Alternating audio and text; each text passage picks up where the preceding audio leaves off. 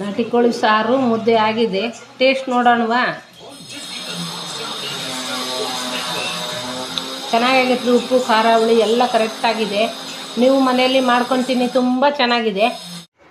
ಇವತ್ತು ನಾಟಿ ಕೋಳಿ ಸಾರು ಮುದ್ದೆ ಮಾಡ್ತಾಯಿದ್ದೀನಿ. ಇದಕ್ಕೆ 1 kg ನಾಟಿ ಕೋಳಿ ಚಿಕನ್ ತೊಗೊಂಡಿದ್ದೀನಿ. ಅದಕ್ಕೆ ಸಾಂಬಾರಿಗೆ ಹಾಕೋದಕ್ಕೆ ಮಸಾಲೆಗಳು ಸ್ವಲ್ಪ ಬೆಚ್ಚಗೆ ಮಾಡಿಕೊಂಡ್ರೆ ಚೆನ್ನಾಗಿರುತ್ತೆ.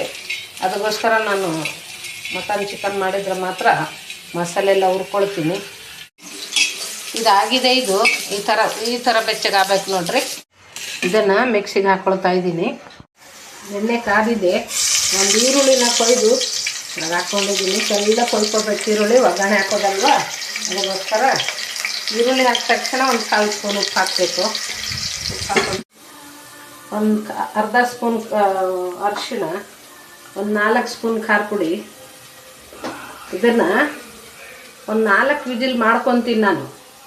ಇದಕ್ಕೆ 4 ವಿಜಿಲ್ ಯಾಕೆ ಮಾಡ್ಕೊತೀನಿ ಅಂದರೆ, ನನಗೆ ಡ್ರೈ ಮಾಡೋಕೆ ಒಂದು ಸ್ವಲ್ಪ ಚಿಕನ್ ತೊಗೊಳ್ತೀನಿ. ಇದರಲ್ಲಿ ಅಷ್ಟಕ್ಕೊಂದು ಸಾಂಬಾರು ಮಾಡಿದರೆ ಜಾಸ್ತಿ ಆಗುತ್ತೆ. ಅದಕ್ಕೋಸ್ಕರ ನಾನು ಈ ಚಿಕನನ್ನು ಸ್ವಲ್ಪ ಡ್ರೈಗೂ ತೊಗೊಳ್ತೀನಿ.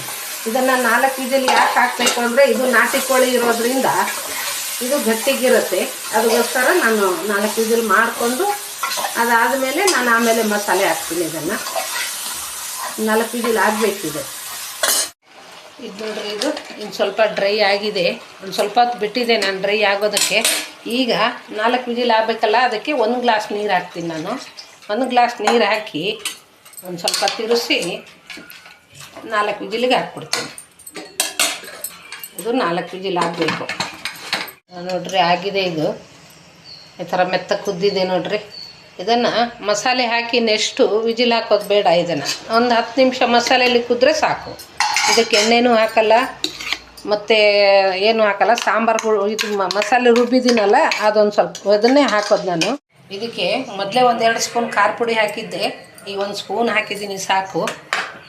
ನೆಕ್ಸ್ಟ್ ಒಂದು 4 ಸ್ಪೂನು ಧನಿಯಾ ಪೌಡ್ರ್ ಹಾಕಬೇಕು.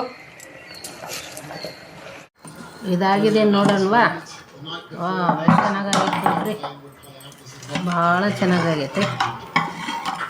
ಕಲರು ಅಷ್ಟು ಚೆನ್ನಾಗಿ ಬಂದಿದೆ ನೋಡ್ರಿ. ಎಷ್ಟು ಚೆನ್ನಾಗಾಗಿದೆ.